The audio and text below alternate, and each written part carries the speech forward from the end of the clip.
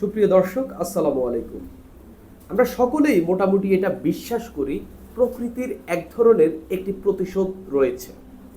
আমরা যদি কোনো অন্যায় করি, কোনো খারাপ কাজ করি, প্রাকৃতিকভাবেই এটার এক ধরনের প্রতিশোধ নেওয়া হয়ে যায়। ঠিক ৩ থেকে ৩.৫ মাস আগে আমরা একটা জিনিস দেখেছি বইমেলায়। একটা ডাস্টবিন করা হলো, সেখানে সাবেক ফ্যাসিস্ট প্রধানমন্ত্রীর ছবি দিয়ে সেখানে ময়লা ফেলা হলো। ঠিক ৩.৫ মাস পর একই জিনিসের পুনরাবৃত্তি আমরা দেখলাম। এই সরকারের একজন উপদেষ্টাকে ওই ডাস্টবিনের মতো করে একটা বাকেটের মধ্যে তার ছবি লাগিয়ে সেখানে বোতল ছোড়া হইল। মাহফুজ আলম, তথ্য মন্ত্রণালয়ের উপদেষ্টা যিনি, তাকে ওই বিনে সেখানে তার ছবি লাগিয়ে সেখানে বোতল ছুঁড়ে ফেলা হলো। জগন্নাথ বিশ্ববিদ্যালয়ের শিক্ষার্থীরা এই বোতল ছুঁড়ে ফেলার যে বেশি বোতল সেখানে ফেলতে পারবে তাকে সান্ডার বিরিয়ানি এরকম ধরনের একেবারে মক করে তাকে নিয়ে এরকম বাজেভাবে উপস্থাপন করে তাকে নিয়ে তারা এরকম কর্মকাণ্ড করলো খেলার নাম করে। এর মধ্য দিয়ে কি বোঝা যাচ্ছে না যে এই সরকারের গ্রহণযোগ্যতা কোন জায়গায় পৌঁছেছে? এই সরকারের মন্ত্রীদের, উপদেষ্টাদের গ্রহণযোগ্যতা কোন জায়গায় গিয়ে ঠেকেছে? এটার কি এক ধরনের বার্তা পাওয়া যাচ্ছে না? আপনি এখন আমাকে প্রশ্ন করতে পারেন যে শেখ হাসিনার ওই ঘটনার সঙ্গে আপনি এটার মেলাচ্ছেন কেন?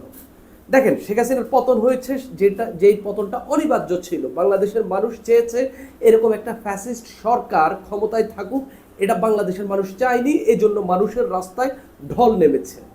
শেখ হাসিনার পতন হয়েছে, এরপরে একটা সরকারকে বাংলাদেশের মানুষ ক্ষমতায় বসিয়েছে। যদিও সরকার বলে থাকে তাকে অভ্যুত্থানকারীরা ক্ষমতায় বসিয়েছে, মানলাম বসিয়েছে। এরপর কি হওয়া উচিত ছিল?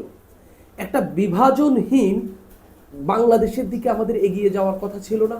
না, এই সরকার ক্ষমতায় বসেই বিভাজন তৈরি করলো, নানা ধরনের বিভাজন। আমরা দেখলাম ৭১-এর সঙ্গে ২৪-এর বিভাজন, আমরা দেখলাম শাহবাগ এবং শাপলার মধ্যে বিভাজন, আমরা দেখলাম ডানপন্থী এবং বামপন্থীর বিভাজন, নানা শ্রেণী পেশার মানুষের মধ্যে বিভাজন তৈরি হইল। আন্দোলনের ক্ষেত্রেও বিভাজন। হাসনাত আবদুল্লাহরা মাঠে নামলে এক ধরনের আচরণ করা হয়, জগন্নাথ বিশ্ববিদ্যালয়ের শিক্ষার্থীরা নামলে আরেক ধরনের আচরণ করা হয়। এই বিভাজনের মধ্য দিয়ে সরকার এই দেশটাকে নতুন একটা মৃত্যুকূপের দিকে নিয়ে যাচ্ছে, একেবারে খুব বাজে দিকে নিয়ে যাচ্ছে। কিভাবে? এটা তো এই মাহফুজ আলমকে এই যে বাজেভাবে উপস্থাপনের জায়গায় আপনারা দেখতে পেলেন। আরো কয়েকটি বিষয় রয়েছে।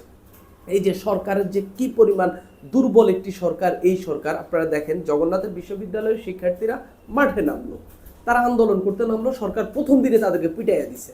পিটাই দেওয়ার পর এখন ওরাও তো বিপ্লবী, ওরাও তো বসে থাকার মানুষ না, ওরা ওইখানেই বসে পড়লো। বসে পড়ে তারা আন্দোলন করতে লাগলো। সেখানে মাহফুজ আলম গেলেন বুঝাইতে, সেখানে বোতল মারলো। ওই ছেলেকে পুলিশ বিভিন্ন ঘটনার পর ওই ছেলেকে আটক করলো। জগন্নাথের শিক্ষার্থীরা আলটিমেটাম দিল, ২ ঘন্টার মধ্যে যদি তাকে ছাড়া না হয় তাহলে ডিবি কার্যালয় তারা ঘেরাও করবে। এরপর আমরা কি দেখলাম? তাকে ছেড়ে দেওয়া হইল। ২ ঘন্টাও লাগেনি, আলটিমেটামে ২ ঘন্টাও লাগেনি। মাহফুজ আলম রীতিমতো সেখানে গেলেন। আপাত দৃষ্টিতে এটা একটা মানবিক কর্মকাণ্ড মনে হইলেও যে একজন উপদেষ্টা যাকে বোতল মারলো, বোতল মারার পর তিনি আবার সেই ছেলেকে ছাড়িয়ে আনার জন্য ডিবি কার্যালয়ে গেলেন, বিষয় কিন্তু এত সহজ নয়। বিষয় হচ্ছে এই যে জগন্নাথের শিক্ষার্থীরা আলটিমেটাম দিয়েছে, এখন সরকার যাবে কই? ২ ঘন্টার মধ্যে যদি ওই শিক্ষার্থীকে ছাড়িয়ে না আনা হয়, ওই শিক্ষার্থীকে যদি ছেড়ে না দেওয়া হয়, যিনি মাহফুজ আলমকে বোতল মেরেছেন, তাকে যদি আটকে রাখা হয়, যদি ডিবি কার্যালয় ঘেরাও করা হয়, এরপর কি হবে? সরকারের লুঙ্গি কোথায় যাবে? সেটাও তো খুলে যাবে।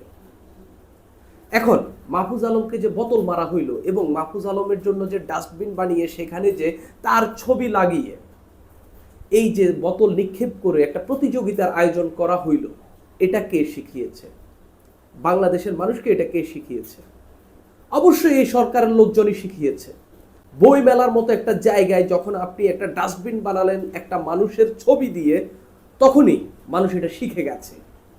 যে কোনো দিন, আমি তখনও বলেছিলাম, যে কোনো দিন আপনাদের ছবিও এরকম ডাস্টবিনে লাগতে পারে।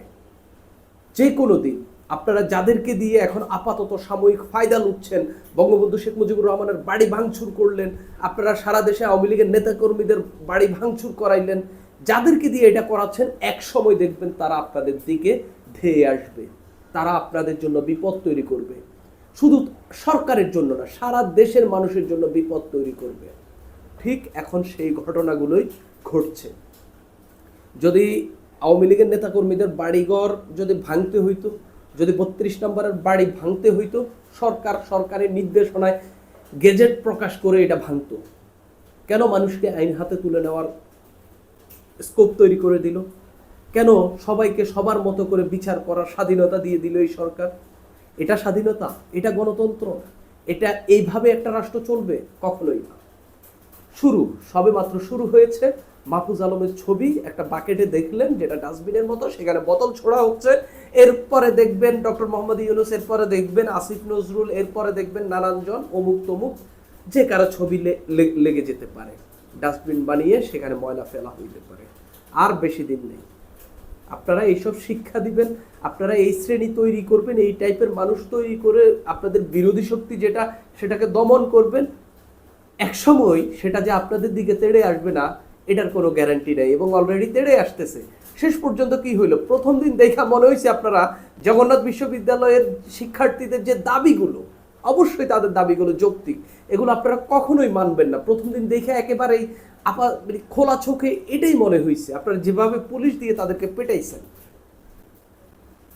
প্রথম দিন দেখে এটা মনে হয়েছে। কিন্তু 2 দিনের পর আপনাদের কি হইল? আপনারা তাদের দাবিগুলো মাইনা নিলেন এবং আপনারা বলা বলি শুরু করলেন তাদের দাবিগুলো খুবই যৌক্তিক।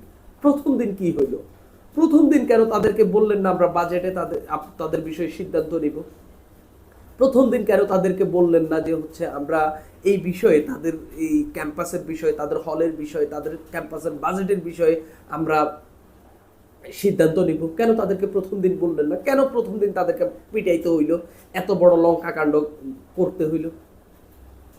এখন কথা হইল, জগন্নাথ বিশ্ববিদ্যালয় হঠাৎ এই আন্দোলন করলো কেন? যদিও তাদের এই দাবিটা অনেক পুরানো। এই দাবি 3টা দাবি মূলত তাদের, এর মধ্যে 2টা দাবি অনেক পুরানো। শেখ হাসিনার আমল থেকেই তারা এই দাবিগুলো করে আসছে। এখন এই সরকারের আমলে কিন্তু তারা এইসব নিয়ে খুব বেশি কথা বলেনি।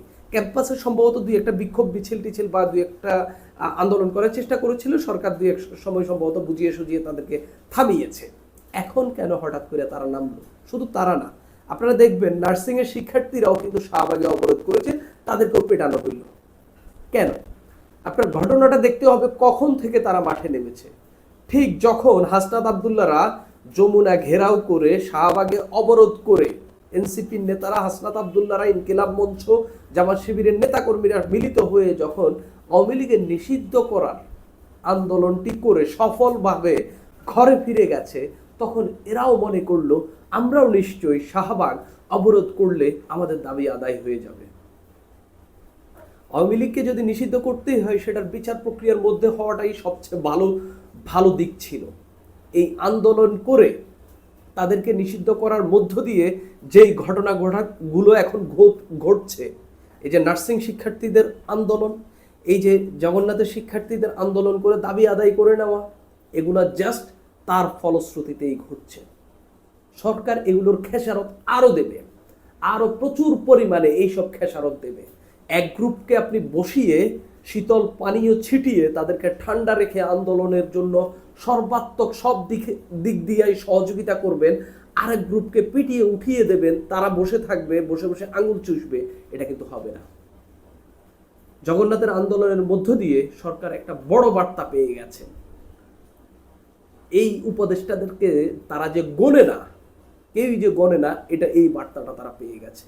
মাহফুজ আলম, আমি যদি এই উপদেষ্টাদের অন্য যারা মাহফুজ আলম এবং আসিফ মাহমুদ, সজীব ভুঁইয়া এবং আসিফ নজরুল ছাড়া অন্য কারো ক্ষেত্রে যদি এটা ঘটতো, তাও অন্তত নিজের বোঝাইতে পারতেন যে আন্দোলনের সঙ্গে যার সম্পৃক্ততা নাই, আন্দোলন কইরা সে সরকারে যায় নাই, এক ধরনের আইসা হঠাৎ করে টিকিট পাইয়া গেছে, সরকারে বৈশা গেছে, ঠিক আছে, তার সঙ্গে এরকম আচরণ করেছে। এই মাহফুজ আলম শেখ হাসিনার পতনের আন্দোলনের মাস্টার মাইন্ড, যাকে ডক্টর মোহাম্মদ ইউনূস যাকে মাস্টার মাইন্ড হিসাবে পরিচয় করে দিয়েছিলেন, তিনি লাঞ্ছিত হয়েছেন। বুঝে নেন এই সরকারের গ্রহণযোগ্যতা কোন জায়গায় ঠেকেছে। এখানেই শেষ নয়, খেসারত আরো দিতে হবে। কারণ এগুলো আপনারাই শিখিয়েছেন, বিভাজনের রাজনীতি আপনারাই তৈরি করেছেন, এগুলোর খেসারত আপনাদেরকে দিতেই হবে। সুপ্রিয় দর্শক, আজ এই পর্যন্তই।